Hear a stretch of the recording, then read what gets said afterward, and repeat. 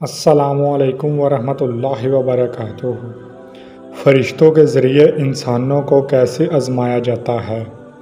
محترم ناظرین، مختلف روایات سے ہمیں یہ بات ملتی ہے کہ ملائکہ یعنی فرشتے اللہ تعالیٰ کے حکم سے کبھی کبھی انسانوں کی شکل و صورت میں انسانوں کے پاس آیا کرتے ہیں۔ محترم ناظرین، جب ہم کوئی سفر کر رہے ہوتے ہیں، بازار یا مارکیٹ میں ہوتے ہیں، تو اس وقت ہمارے سامنے بہت سارے ایسے لوگ آتے ہیں جو اپنی ضروریات کا تقاضا کرتے ہیں، پیسوں کا تقاضا کرتے ہیں، اپنی ضروریات ہمارے سامنے رکھ رہے ہوتے ہیں، اور کچھ تو کھانے کا تقاضا کرتے ہیں، ہمارے سامنے ہاتھ جوڑ دیتے ہیں۔ ہم نہیں سمجھ پاتے کہ وہ انسان ہیں یا اللہ کے بھیجے ہوئے فرشتے۔ ہمیں کیا معلوم کہ اللہ ہمارا کب امتحان لینا چاہے گا؟ ہمیں کیا پتہ کہ اللہ ہمیں کیسے آزمائے گا؟ ہو سکتا ہے کہ ہمیں آزمانے کے لیے کسی کمزور کو، کسی معذور کو، کسی عورت کو، کسی بزرگ کو، کسی بچی کو، کسی بچے کو ہمارے سامنے بھیجے اور ہم اسے دھتکار دیں۔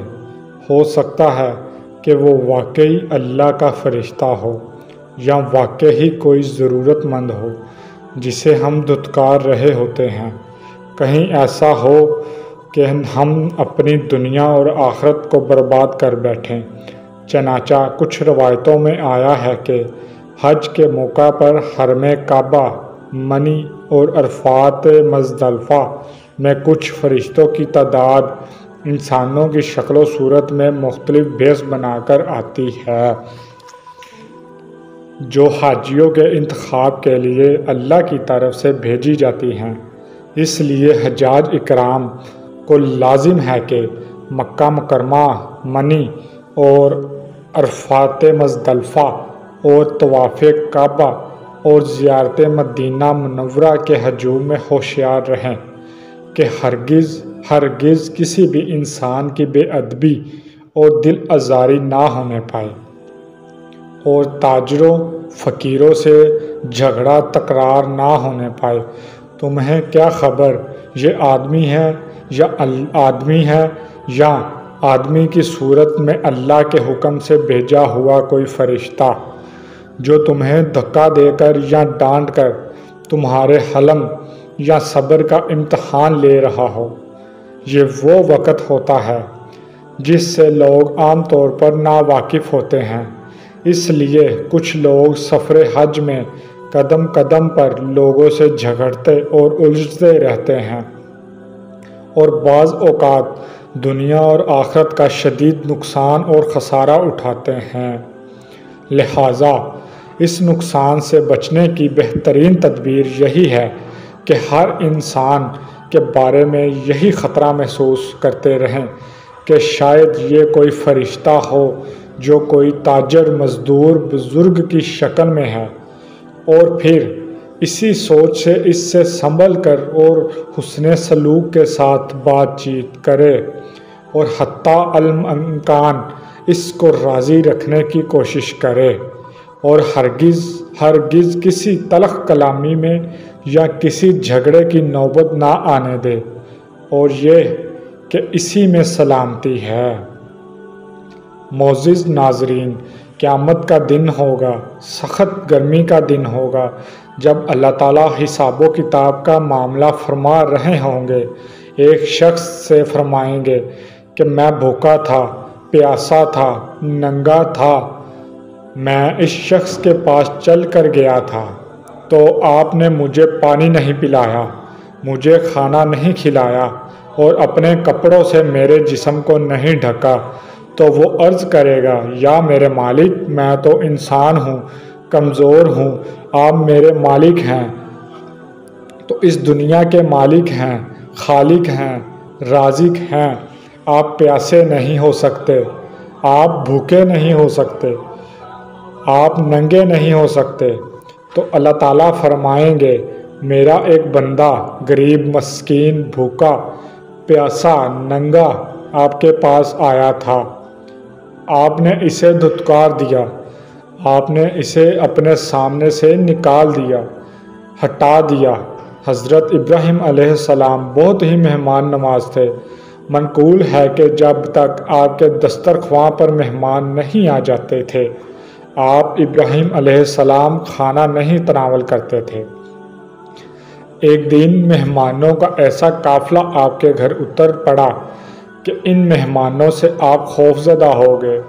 یہ حضرت جبرائیل علیہ السلام تھے، جو کہ 10 یا 12 فرشتوں کو اپنے ہمراہ لے کر تشریف لائے تھے، اور سب فرشتے سلام کر کے مکان کے اندر داخل ہو گئے۔ یہ سب فرشتے خوبصورت انسانوں کی شکل میں تھے۔ اولا تو یہ حضرات ایسے تشریف لائے کہ یہ مہمانوں کے آنے کا وقت نہیں تھا، اور یہ بغیر اجازت مکان کے اندر داخل ہو گئے۔ تو پھر جب حضرت ابراہیم علیہ السلام مہمان حضرات کی خدمت کے لیے ایک بھنا ہوا تازہ تندرست بکرا لائے تو ان حضرات نے کھانے سے انکار کر دیا۔ ان حضرات کی 3 عادتوں کی وجہ سے حضرت ابراہیم علیہ السلام کو ایسا خدشہ گزرا کہ شاید یہ لوگ دشمن ہیں، کیونکہ اس زمانے میں یہی رواج تھا کہ دشمن جس گھر میں دشمنی کے لیے جاتا تھا، اس گھر میں کھانا پینا وغیرہ نہیں کرتا تھا۔ چنانچہ آپ ان مہمانوں سے کچھ خوف محسوس فرمانے لگے تو یہ دیکھ کر حضرت جبرائیل علیہ السلام نے کہا، اے علیہ السلام اللہ کے نبی، ہم سے کوئی خوف نہ کھائیں، ہم اللہ کے بھیجے ہوئے فرشتے ہیں، اور ہم 2 کاموں کے لیے آئے ہیں۔ پہلا مقصد تو یہ ہے کہ ہم آپ کو بشارت سنانے کے لیے آئے ہیں کہ آپ کو اللہ تعالیٰ ایک علم والا فرزند عطا فرمائے گا، اور ہمارا دوسرا کام یہ ہے کہ ہم حضرت لوط علیہ السلام کی قوم پر عذاب لے کر آئے ہیں۔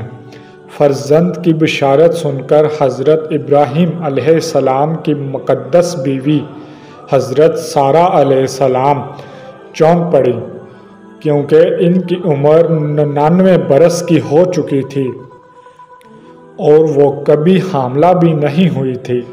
تعجب سے چلاتی ہوئی آئی کہ مجھ بڑھیا یا بانجھ کے بھی فرزند ہو سکتا ہے؟ تو حضرت جبرائیل علیہ السلام نے کہا، ہاں، آپ کے رب کا یہی فرمان ہے کہ وہ پروردگار بڑی حکمتوں والا اور علم والا ہے۔ چنانچہ حضرت اسحاق علیہ السلام پیدا ہوئے۔ محترم ناظرین، اس میں کوئی دوسری رائے نہیں کہ وہ میرا رب ہر چیز پر قادر ہے اور بڑی ہی حکمت والا ہے، اور وہ جو چاہے اپنی حکمت سے کن کہتا ہے اور ہو جاتا ہے۔ اس لیے زندگی میں ہر قدم پھونک پھونک کر رکھنا چاہیے۔ ہمیں کسی کی بھی دل آزاری نہیں کرنی چاہیے۔ کوئی امتحان، کوئی مشکل زندگی میں آ جائے تو اس میں صبر و شکر کرنا چاہیے۔ ہو سکتا ہے کہ وہی خاص وقت ہو جس پر اللہ تعالیٰ ہمارا امتحان لے رہا ہو۔ اللہ پاک سے دعا ہے کہ ہمیں صبر جمیل عطا فرمائے اور ہمیں اپنے نیک بندوں اور صابرین میں شامل کرے۔ اللہ پاک ہمیں ایسے کاموں کی توفیق عطا فرمائے جو ہمارے لیے ہماری قبر اور آخرت میں نجات کا باعث بنے۔ اللہ تعالی ہمیں توفیق دے کہ ہم اس کی مخلوق کی خدمت کر سکیں۔ ناظرین، اگر یہ ویڈیو اچھی لگی ہو تو ہمارے چینل کو سبسکرائب، اس ویڈیو کو لائک اور شیئر ضرور کیجیے گا، اور مجھ ناچیز بھائی کو بھی اپنی دعاؤں میں ضرور یاد رکھیے گا۔ اللہ حافظ۔